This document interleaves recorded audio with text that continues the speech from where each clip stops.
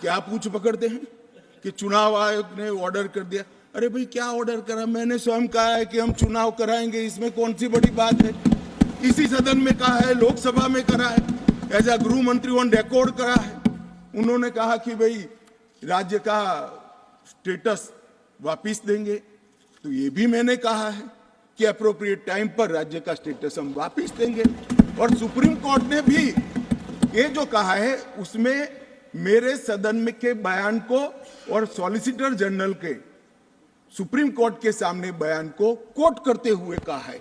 अब मुझे कोई समझाए इसमें विजय कहां से हुई है। घोर पराजय में विजय कैसे ढूंढना, इसकी कला कोई आप लोगों से सीख ले साहब। इतने बड़े घोर पराजय विजय कैसे ढूंढना, इसका कोई अभ्यास वर्ग साहब रखना चाहिए साथ में। ये बहुत बड़ी कला है। मैं तो आज अगर उनके जैसे मेरे विचार होते तो ये सुप्रीम कोर्ट के जजमेंट को देखकर डिप्रेशन के मारे 1 महीना सदन में ना आता, मगर ये तो प्रेस कर रहे हैं। और कांग्रेस पार्टी ने आज प्रेस करी मान्यवर। और प्रेस में क्या किया, कहा कांग्रेस पार्टी ने, कांग्रेस पार्टी ने ये कहा मान्यवर कि ये जजमेंट आने के बाद भी हम मानते हैं कि धारा 370 को गलत तरीके से हटाया गया है। अब मान्यवर देश के दोनों सदनों ने, देश की संसद की दोनों सदनों ने राष्ट्रपति के सीओ को अनुमोदना दे दी, कानून पारित हो गया, कानून नोटिफाइड हो गया। किसी ने चैलेंज भी किया सुप्रीम कोर्ट में, ठीक है, सबका अधिकार है, करना चाहिए। सुप्रीम कोर्ट में एक लंबी बहस भी हुई, 5 जजों की बेंच बनी और 5 सीनियर मोस्ट जज बने बैठे इसमें, लंबी बहस, सबकी सुनवाई हुई, आज फैसला भी आ गया। मगर ये फैसले के बाद भी ये कहते हैं कि हम इसको नहीं मानते हैं और हम मानते हैं कि धारा 370 गलत तरीके से हटाया गया है। मान्यवर मैं इनको नहीं समझा सकता, मेरी तो मर्यादा है ऐसा, नहीं समझा सकता कि वास्तविकता क्या है। हमें समझना चाहिए कि 42,000 लोग मारे गए हैं। क्यों मारे गए? सवाल हिंदू मुस्लिम का नहीं है। इनसे ज्यादा मुसलमान गुजरात में है, कश्मीर से ज्यादा मुसलमान उत्तर प्रदेश में है, कश्मीर से ज्यादा मुसलमान बिहार में है, कश्मीर से ज्यादा मुसलमान आसाम में है। क्यों वहां अलगाववाद नहीं हुआ? क्यों वहां टेररिज्म नहीं हुआ? बाउंड्री का भी सवाल नहीं है साहब। कई ऐसे राज्य हैं, राजस्थान की बाउंड्री भी पाकिस्तान से लगती है, गुजरात की बाउंड्री भी पाकिस्तान से लगती। क्यों हुआ? क्योंकि धारा 370 अलगाववाद को बल देती थी और अलगाववाद के कारण आतंकवाद खड़ा हुआ। ये समझना ही नहीं था। एक गलत फैसला हो जाता है, कितने भी बड़े आदमी से हो सकता है, किसी भी पार्टी से भी हो सकता है, मगर जब इतिहास सिद्ध कर दे, समय सिद्ध कर दे ये फैसला गलत है, देश के हित में वापिस आना चाहिए। अभी भी मैं कहता हूं वापिस आइए, वरना जितने बचे हो इतने भी नहीं बचोगे। अगर अभी भी इस फैसले को चिपक कर रहना चाहते हो तो देश की जनता देखती है 2024 में 2-2 हाथ भी हो जाएंगे और जनता का परिणाम भी आ जाएगा और मोदी जी तीसरी बार प्रधानमंत्री। मान्यवर मैं जिस 2 बिल को लेकर आया हूं वो 2 बिल एक प्रकार से सभी पार्टियों को मैंने सुना है, सर्वानुमत से बिल के तत्व को सबने समर्थन किया है। बिल का जो तत्व है, कंटेन है, इसका किया है। मुझे था कि गिटास खड़े हो जाएंगे कि हम अपोज में खड़े हैं, मगर मैं सभी पार्टियों को कहता हूं, तब ये तो काउंट करता हूं कि कम्युनिस्ट पार्टी कभी अच्छे काम का समर्थन नहीं कर सकती है, इसलिए सभी पार्टियों से मेरा मत बाकी दलों से। मान्यवर कमजोर और वंचित वर्ग, ये जो नाम है किसी भी नागरिक की डिग्निटी को बहुत हर्ट करने वाला नाम है, अंतर की गहराइयों तक दुख खड़ा करने वाला नाम है और बहुत समय से था। आज प्रधानमंत्री जी ने एक जो फैसला लिया है, जिस फैसले को वास्तविक स्वरूप देने के लिए मैं आपके सामने उपस्थित हुआ हूं, इसमें कमजोर और वंचित वर्ग की जगह अन्य पिछड़ा वर्ग ये नाम जोड़ने का फैसला दिया है, जो संवैधानिक टर्म्स है, संवैधानिक शब्द है। मान्यवर, दूसरा बिल जो है वो दूसरा बिल जम्मू कश्मीर में सालों से अलग अलग प्रकार के विस्थापित हुए। मान्यवर, 80 के दशक से आतंकवाद की शुरुआत हुई, 89 से चरम सीमा पर पहुंचा।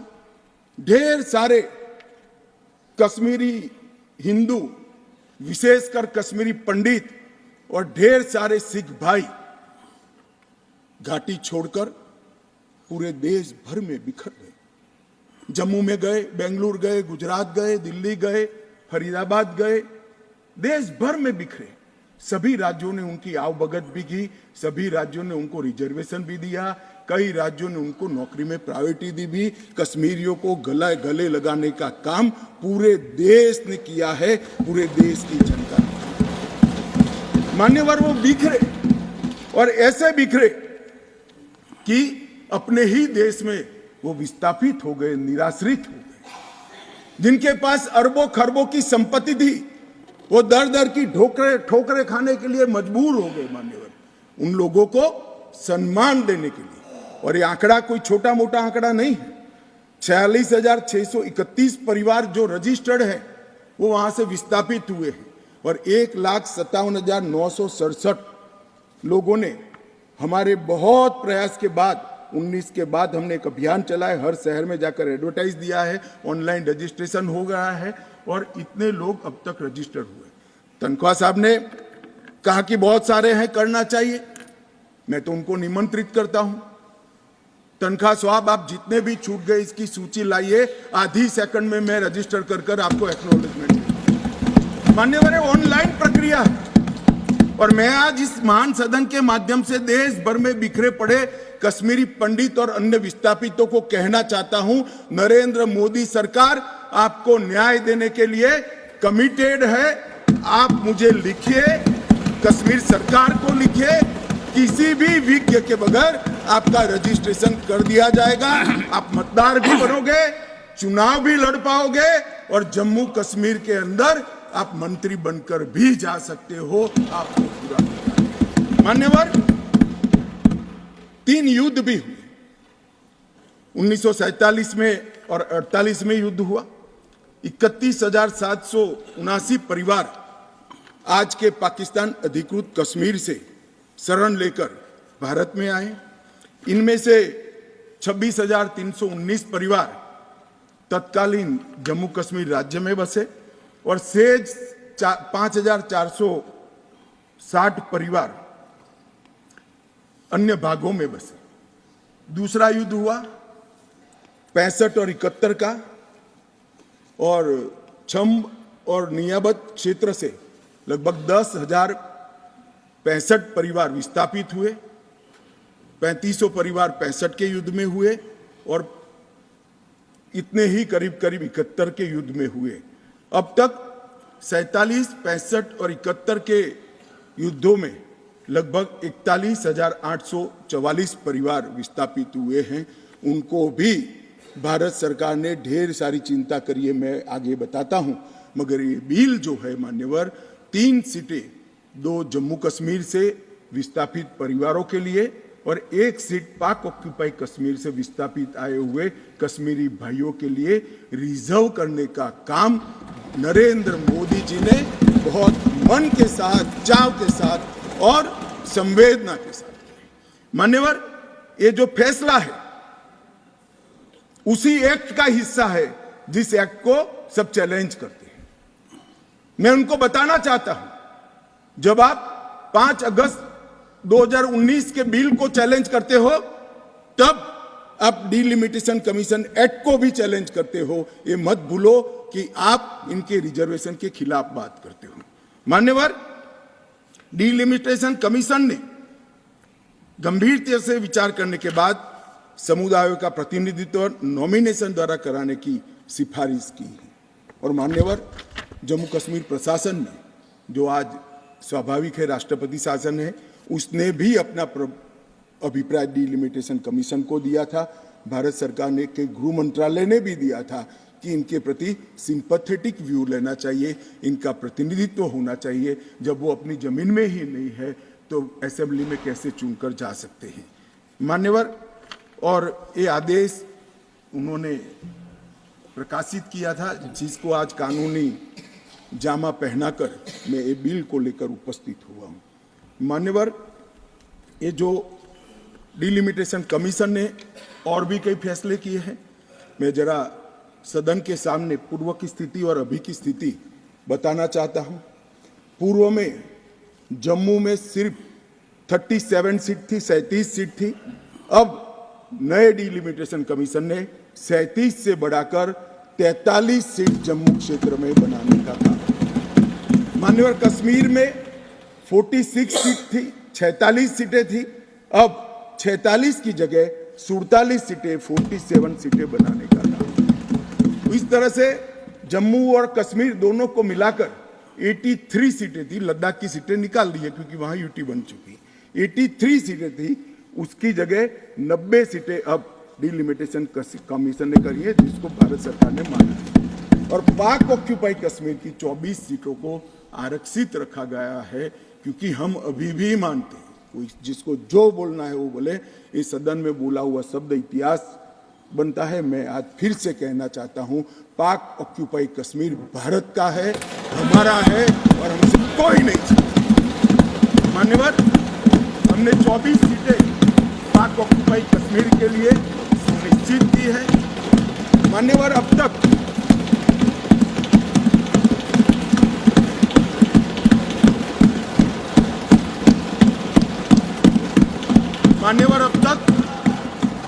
SC ST की सीटों में बड़ी विसंगतताएं भी थी, और जो दिग्विजय की कहते थे संवेदनशील अप्रोच होना चाहिए, संवेदनशीलता होनी चाहिए। SC ST के प्रति संवेदना से ही यह निर्णय हुआ है। पहले जो 7 सीटें थी SC की, उसको हमने बरकरार रखा, और ST की सीट 0 थी, क्योंकि धारा 370 परमिट नहीं करती थी। अब परमिट करती है। 9 सीटों को रिजर्व कर दिया।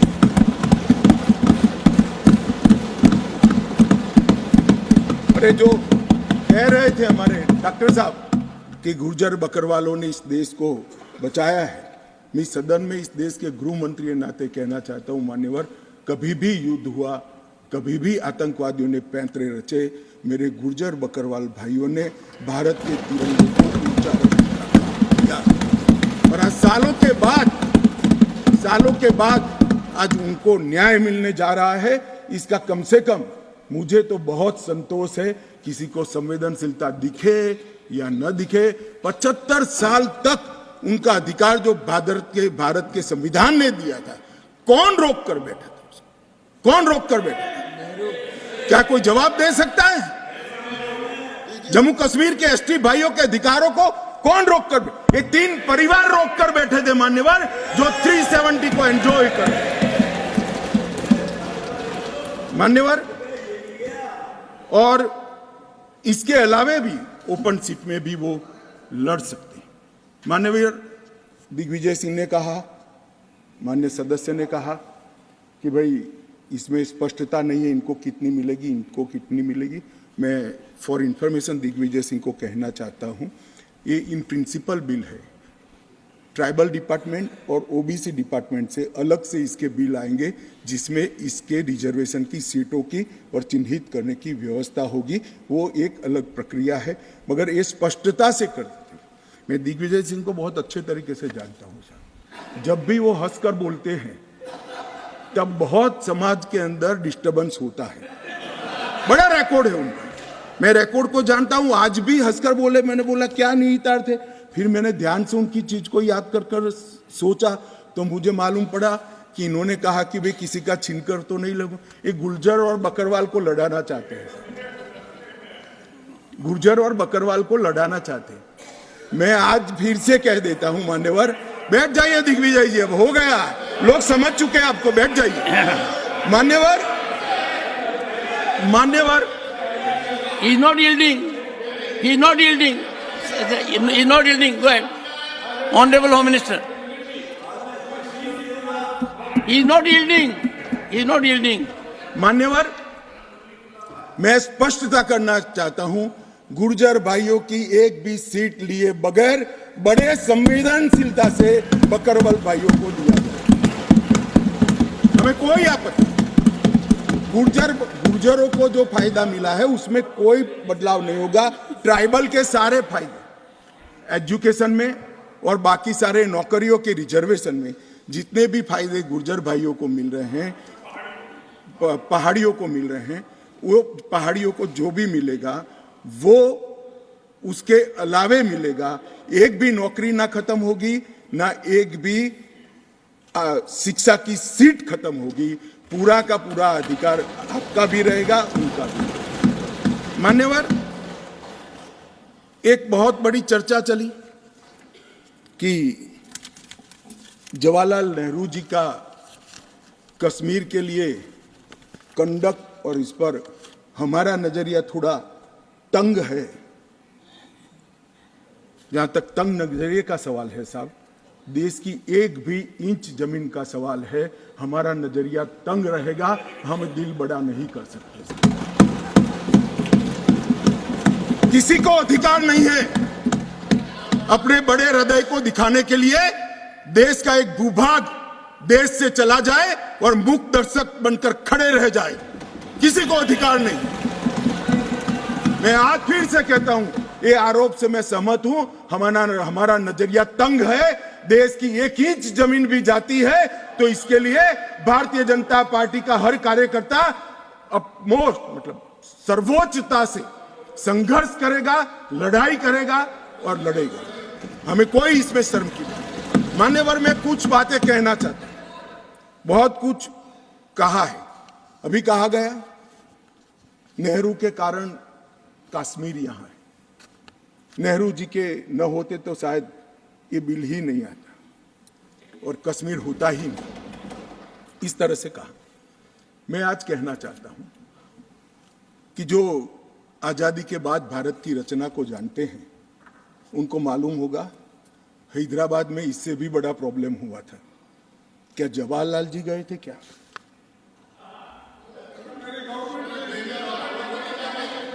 तो यहां गवर्नमेंट नहीं, यहां नेहरू। क्या कर रहे हो खड़गे जी? अभी भी वापस आओ।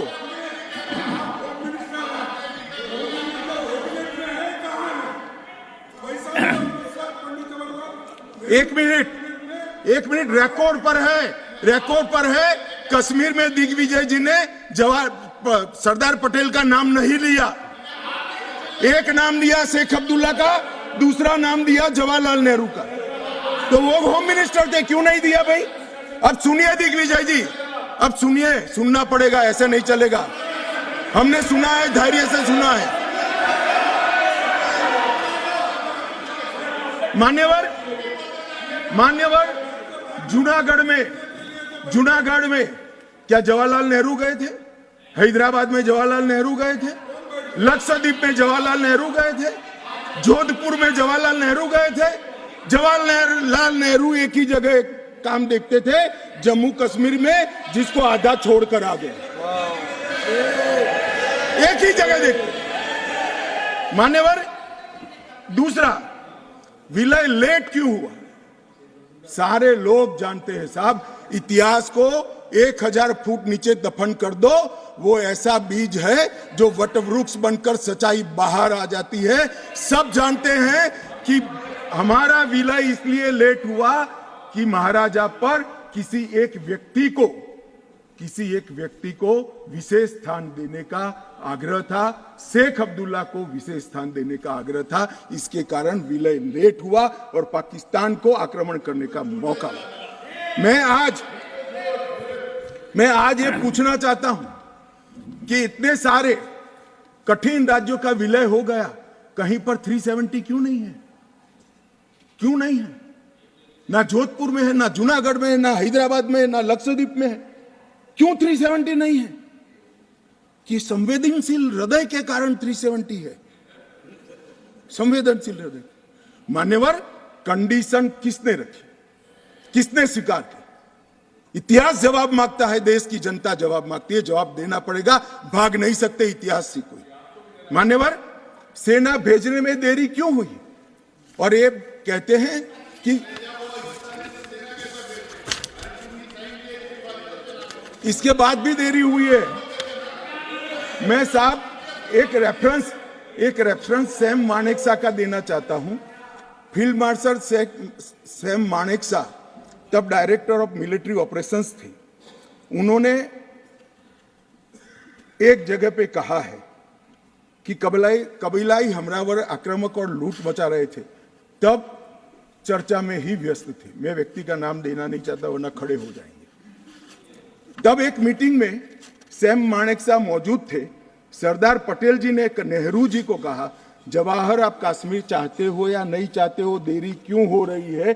तब जाकर सेना भेजने का निर्णय हुआ है। जवाब देना पड़ेगा। नहीं दिग्विजय भी ऐसे मत करे, मैं भेज दूंगा आपको, पुस्तक ही भेज दूंगा। मान्यवर, Honorable Home Minister is not yielding. He is not yielding. Honorable Home Minister is not yielding. मान्यवर, एक बात सर्वविदित है, अगर असमय सीज फायर असमय नहीं होता तो आज पाक ऑक्यूपाई कश्मीर नहीं होता। अब पत्रों का जिक्र कर रहे हैं, किसी अंग्रेज सेनापति ने देखा, मैं जरूर देखूंगा इसको, अगर लिखा है तो देखना चाहिए। परंतु अफसर कुछ भी कहे, देश का प्रधानमंत्री का देश की जमीन के लिए संवेदनशीलता होना चाहिए या नहीं होना चाहिए? इतना छोटा सवाल है। हमारी सेना जीत रही थी, वो भाग रहे थे, 2 दिन रुक जाते, पूरा पाक ऑक्यूपाई कश्मीर तिरंगे के तले आ जाता। क्यों किया? दूसरा, क्यों मामले को यूएन में ले जाया गया?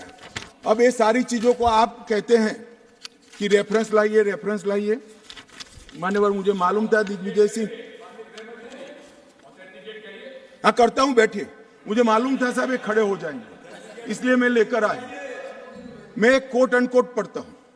यूनाइटेड नेशन के अनुभवों के बाद मैं इस निष्कर्ष पर पहुंचा हूं कि वहां से कुछ संतोषजनक नतीजों की उम्मीद नहीं की जा सकती। मुझे सीज फायर करना अच्छा फैसला लगा, लेकिन इस मसले को ठीक से हम नहीं निपट पाए, नहीं परख पाए।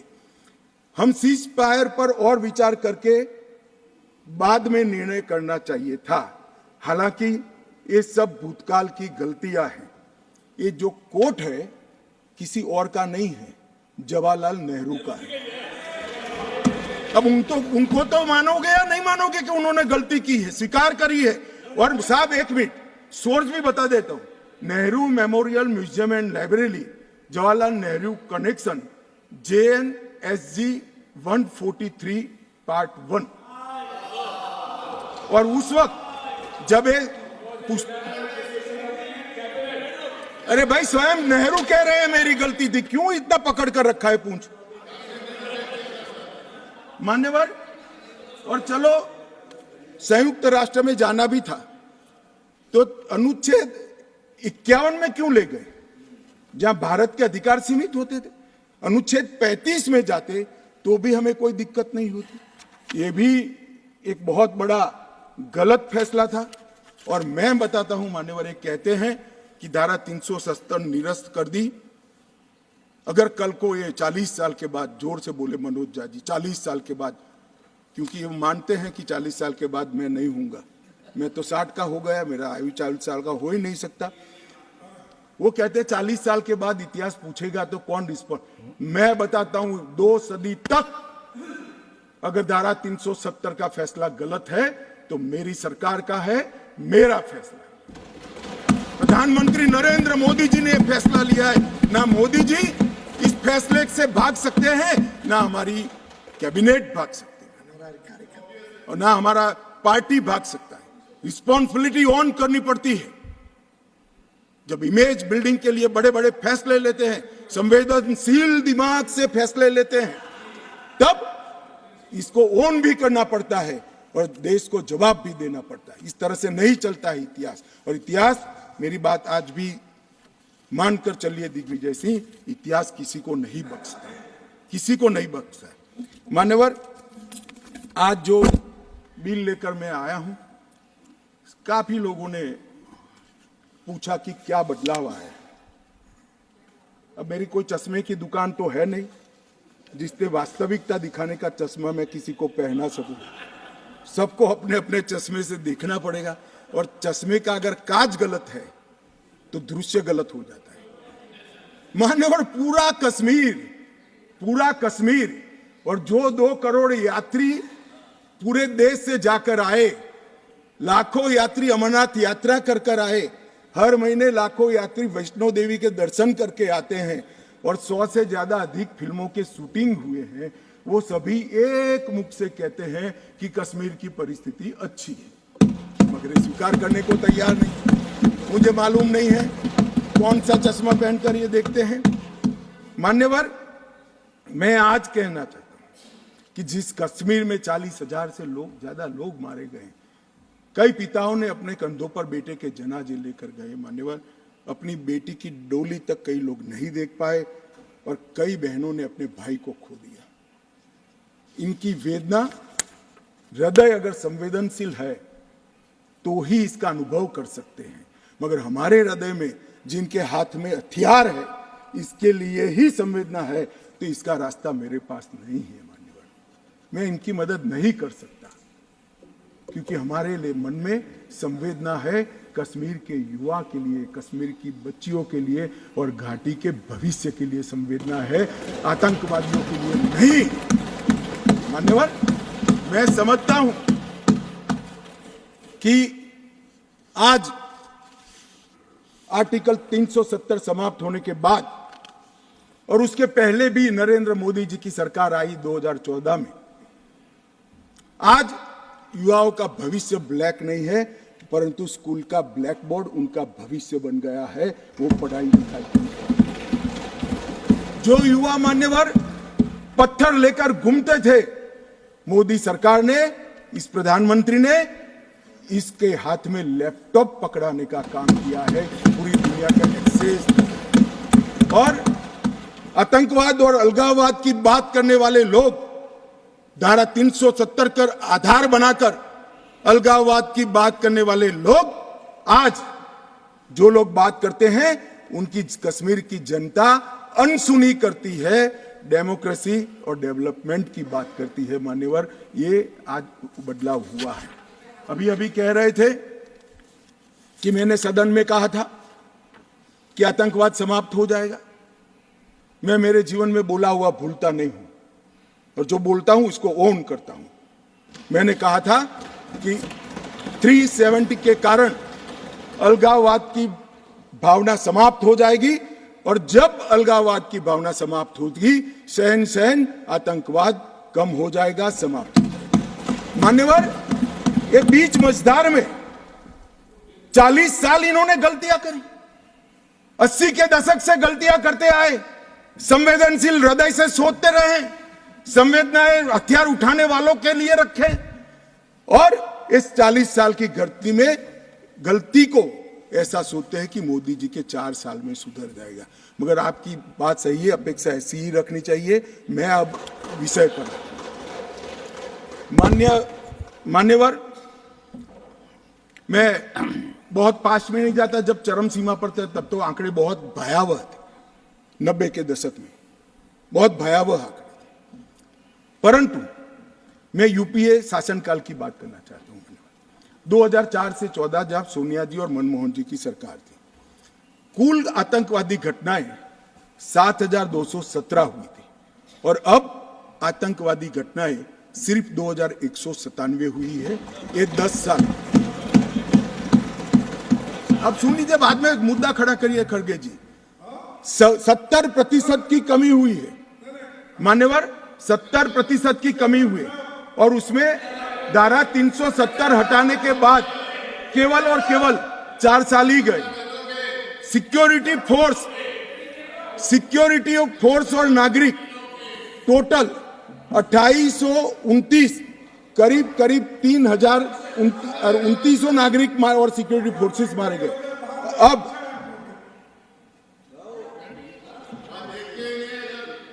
मान्यवर 3,000 नागरिक उस वक्त 4 से 14 में मारे गए, 14 से 23 में 891 नागरिक मारे गए, 70% की कमी सिक्योरिटी फोर्सेस और नागरिक, और सिक्योरिटी फोर्सेस की मृत्यु में भी 50% की मान्यवर कमी। ये कह रहे हैं कि क्या हुआ है। मैं आंकड़े बताना चाहता हूं और मनोज जी खास देखे। आत्मा है तो अंधेरे में टटोल कर सुने, सोचे और विचार परिवर्तन होता है तो ईश्वर के लिए करे। मान्यवर ऑर्गेनाइज्ड स्टोन पेल्टिंग 2010 में 2654 घटनाएं थी, 2023 में सिर्फ 4 साल हुए हैं, एक भी पथराव की घटना नहीं हुई, एक भी नहीं। स्टोन पेल्टिंग में नागरिकों की मृत्यु 2010 में 112 हुई थी, क्योंकि स्टोन पेल्टिंग ही नहीं हुई है तो मृत्यु भी नहीं हुई, 0 मृत्यु हुई। मान्यवर स्टोन पेल्टिंग में जख्मी नागरिकों की मैं बात करता हूं, सिक्योरिटी फोर्स नहीं, नागरिक जो घाटी के हैं वो 6,235 थे, क्योंकि स्टोन पेल्टिंग नहीं हुई है 0 जख्मी। अरे भैया इनको दिखाई नहीं देता है। सीज फायर वायलेशन की घटनाएं 2010 में 70 थी और 2023 में 6 हुई। घुसपैठ के प्रयास 489 थे, सिर्फ 48 हुए हैं। मान्यवर वापिस लौट गए आतंकवादी 18 थे 2010 में, अभी 281 आतंकवादी घाटी छोड़कर पड़े। ये संवेदनशीलता का नमूना है नागरिकों के प्रति। मान्यवर मैं आज बताना चाहता हूं आपको, इसलिए बताना चाहता हूं कि हमने सिर्फ टेररिज्म के खिलाफ आवाज नहीं उठाया है, टेररिज्म के खिलाफ आवाज नहीं उठाया, इस पर आक्रामक कार्यवाही करी, ऐसा नहीं है। हमने टेररिज्म की इको सिस्टम को खत्म करने का काम किया। जो टेररिज्म को फाइनेंस करते थे उन पर भी काम किया है। एनआईए द्वारा टेरर फाइनेंस के केस 32 रजिस्टर किए गए 2014 के पहले, एक भी। स्टेट इन्वेस्टिगेशन एजेंसी ने टेरर फाइनेंस के केस 51 रजिस्टर किए, पहले स्टेट इन्वेस्टिगेशन एजेंसी की जरूरत ही महसूस नहीं की गई थी। और मान्यवर 229 टेरर फाइनेंस केस में अरेस्ट हुई है, 150 करोड़ की प्रॉपर्टी सीज हुई है, 57 प्रॉपर्टी सीज हुई है, और एसआईए द्वारा 134 बैंक अकाउंट में लगभग 100 करोड़ से ज्यादा रकम को फ्रीज करने का काम नरेंद्र मोदी। ये जो कह रहे हैं क्या बदलाव आया, मैं दिखाता हूं बदलाव क्या है।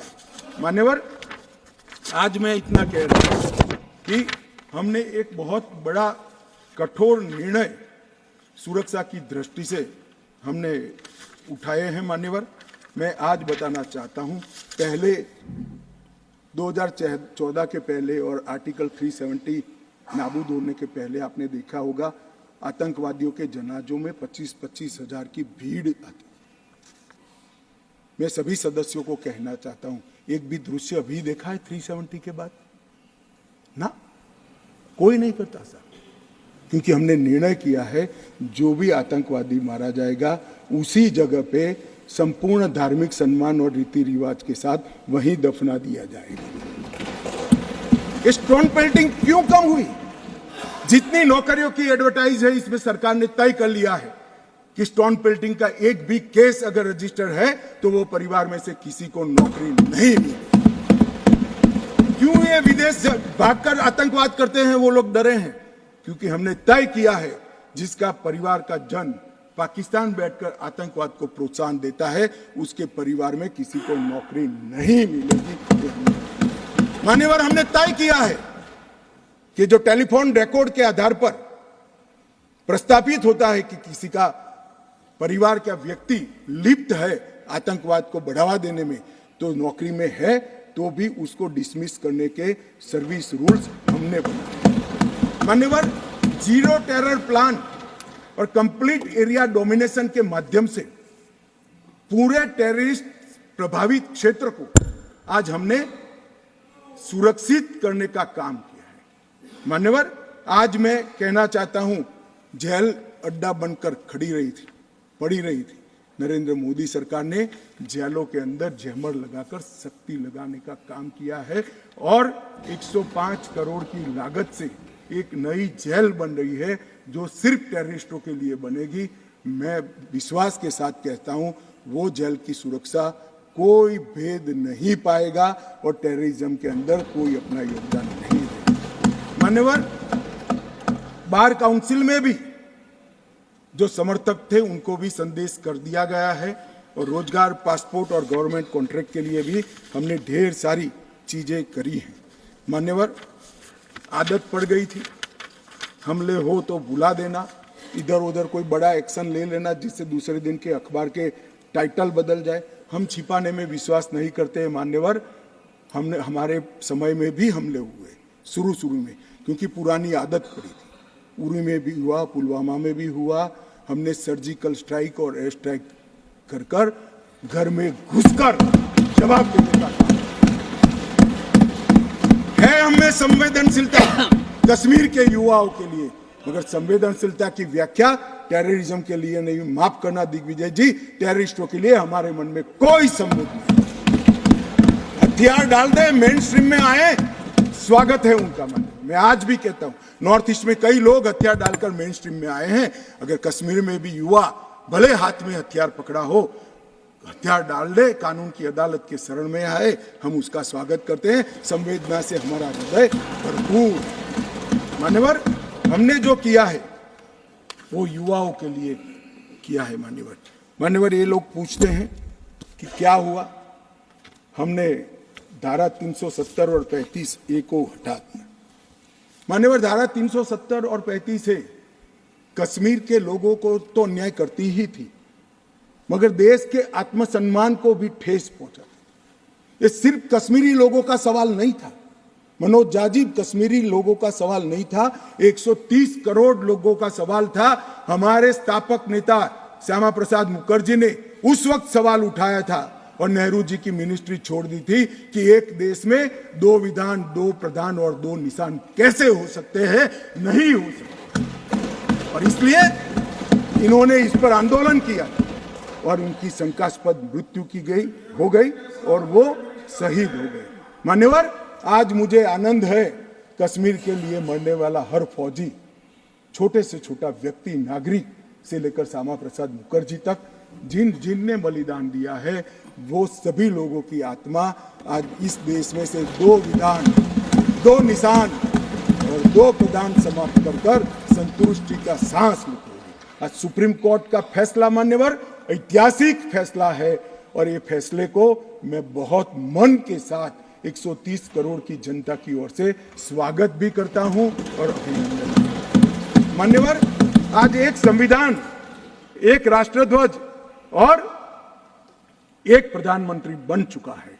श्यामा प्रसाद मुखर्जी का स्वप्न साकार हो चुका है। 2 राजधानी रखी, 2 दरबार रखे, सालाना 200 करोड़ रुपए का खर्च होता है। मान्यवर, अब एक केंद्रीय कानून है, जो केंद्रीय कानून है सभी राज्यों में जाता है, ऐसे कश्मीर में भी जाता है। मान्यवर, कश्मीरी, डोगरी, हिंदी, इसको पहली बार मान्यता देने का काम प्रधानमंत्री नरेंद्र मोदी जी ने किया। 35A के तहत कश्मीर की महिलाओं को न्याय देने का काम प्रधानमंत्री नरेंद्र मोदी जी ने किया। मान्यवर, शिक्षा हो, नौकरी हो, पहली बार रिजर्वेशन देने का काम प्रधानमंत्री नरेंद्र मोदी जी ने। पहली बार एसटी समुदाय को विधानसभा में आरक्षण देने का काम नरेंद्र मोदी जी ने। राइट टू एजुकेशन एक्ट पहली बार धारा 370 जाने के बाद वहां हुआ। भूमि अधिग्रहण, पुनर्वसन और पुनर्स्थापना में उचित मुआवजा का कानून पहली बार जम्मू कश्मीर में धारा 370 में। फॉरेस्ट राइट्स एक्ट पहली बार 370 समाप्त होने के बाद SC ST prevention of atrocity act पहली बार जम्मू कश्मीर में 370 जाने के बाद, विसल ब्लोअर प्रोटेक्शन एक्ट पहली बार जम्मू कश्मीर में 370। साहब ये विसल ब्लोअर ये भ्रष्टाचार के जुड़ा हुआ मामला था। जम्मू कश्मीर के किसी भी नागरिक को पूछो, सिफारिश के सिवाय नौकरी नहीं मिलती थी। बड़ी परेशानी थी, भ्रष्टाचार होता था क्योंकि 3 ही परिवारों का शासन। क्यों विसल ब्लोअर प्रोटेक्शन एक्ट वहां लगाएंगे? अभी अभी झारखंड में किसी MP के यहां, मैं किस दल के हैं कहना नहीं चाहता, पूरी दुनिया जानती है, इतनी सारी कैश मिली कि बैंक के कैशियर कहते हैं हमने भी इतनी कैश कभी देखी नहीं है। गिनते गिनते 5 दिन हो गए, 27 मशीनें गर्म हो गई, मान्यवर गर्म हो गई, मशीनें बंद हो गई, मगर अभी समाप्त नहीं होता है। और एक भी एक घमंडिया गठबंधन ने इसकी टीका भी नहीं की है, उसको सस्पेंड भी नहीं किया, एक भी। मान्यवर ये खड़े हो गए,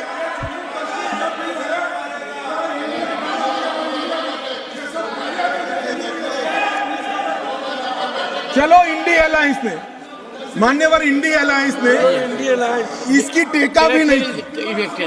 मान्यवर अभी कहेंगे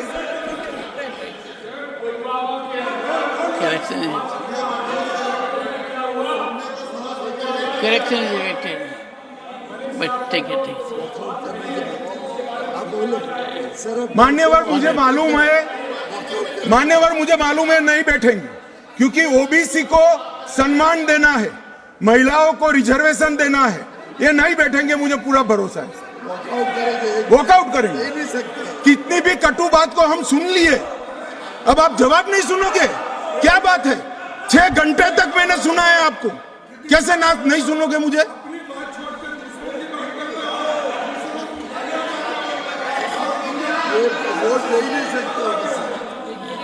चले खड़गे साहब प्लीज बैठ जाइए। मेरा निवेदन साहब, आप बड़े Only what the Honorable Home Minister says will go on record. मान्यवर ये कहते हैं कि क्या बदलाव आया है?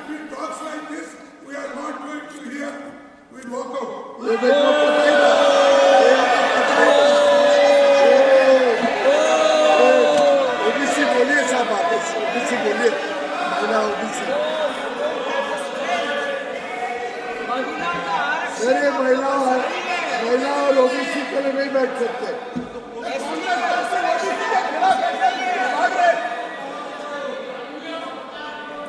मान्यवर बहुत सारे पीयूष भाई जैसे भले हृदय के लोगों को था कि ये जवाब सुनेंगे। मैं इनकी ऑफिस में कॉफी पीने के लिए गया, मैंने कहा नहीं सुनेंगे।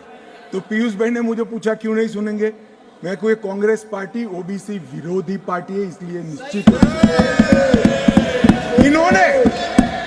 इन्होंने काका काललकर कमीशन के रिपोर्ट को दबा कर रखा, इन्होंने मंडल कमीशन के रिपोर्ट को दबा कर रखा, इन्होंने ओबीसी आयोग को संवैधानिक मान्यता नहीं दी, इन्होंने ओबीसी के बच्चों को केंद्रीय पूल में रिजर्वेशन का अधिकार नहीं दिया, और इन्होंने ओबीसी का हमेशा विरोध करने का काम किया है। अभी अभी इनके नेता को किसी एनजीओ ने लीक कर दिया है, अर्थ मालूम है या नहीं है मालूम नहीं, कभी पूछ ले कोई फुल फॉर्म तो तकलीफ आ जाए मान्यवर, परंतु अभी एक लीक कर दिया है तो ओबीसी ओबीसी ओबीसी। तो एक पत्रकार मुझे कह रहा था, इतना बोले मैं कि इसकी एक तिथि होती है 180 दिन, पहली बार कब मिले बोले वो देख लेना, 180 दिन के बाद विषय बदल जाएगा। इसमें कुछ मन से नहीं होता है साहब।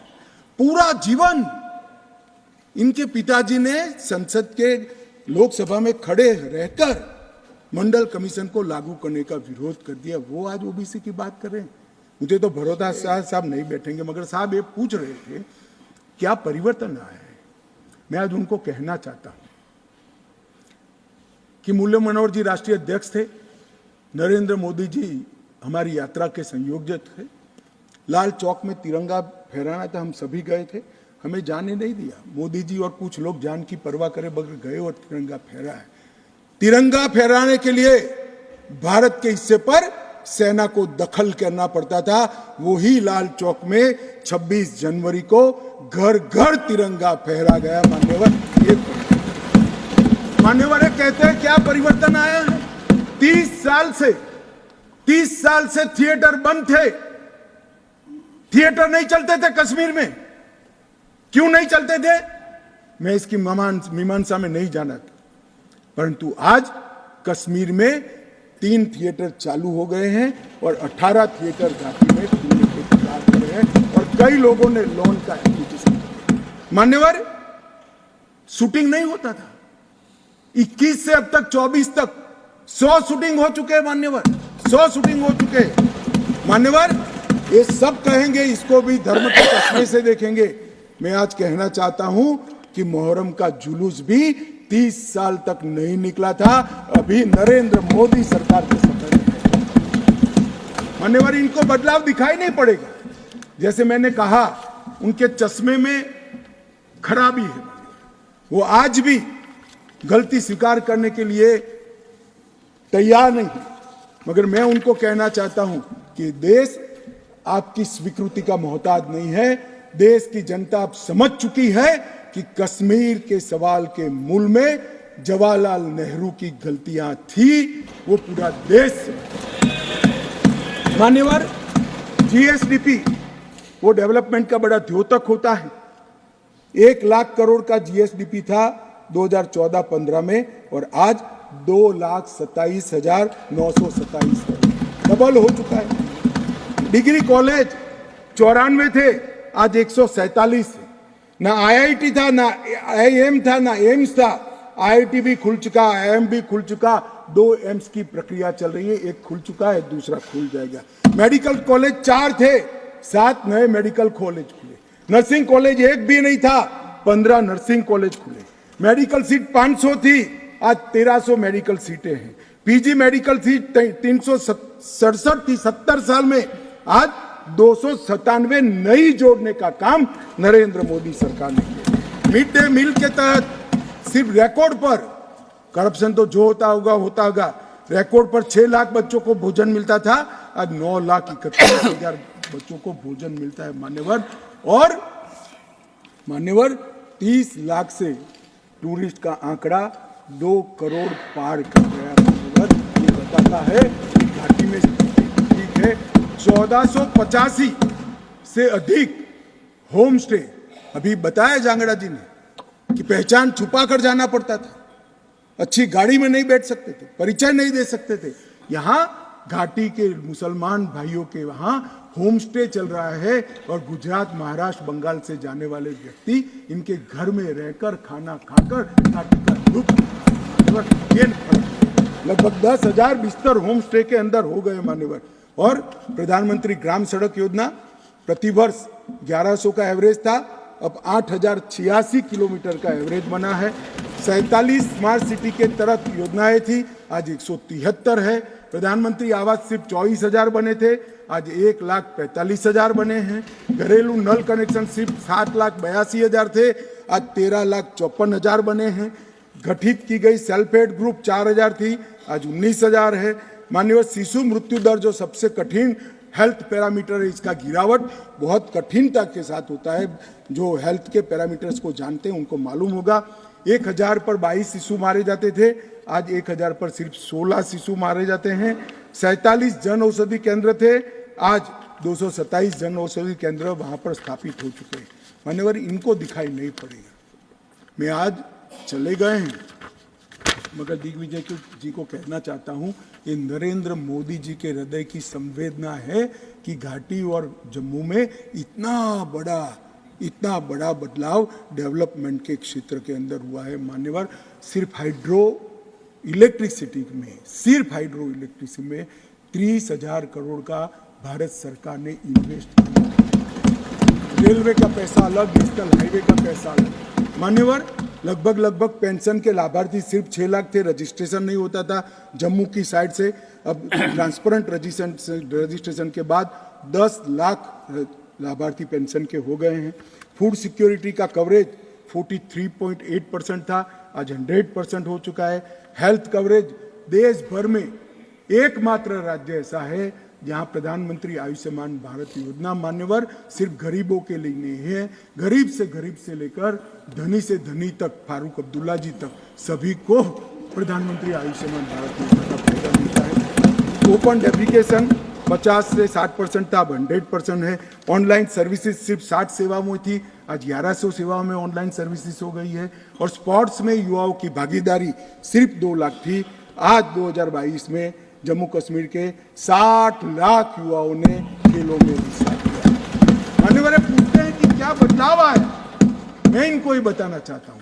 और मान्यवर ढेर सारी चीजें हैं, अब ये चले गए हैं, मैंने दूसरे सदन में भी बताया, मगर मैं देश की जनता को विश्वास दिलाना चाहता हूं कि मोदी जी ने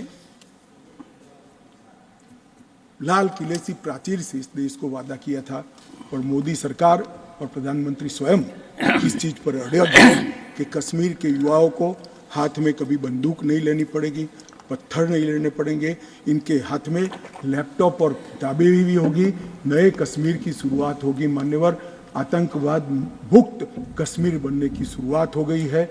नया कश्मीर, विकसित कश्मीर, जब विकसित भारत बनेगा, कश्मीर देश के सभी राज्यों के समकक्ष होकर वहां पर खड़ा होगा। दुनिया भर के यात्री आएंगे ऐसे कश्मीर की रचना के लिए।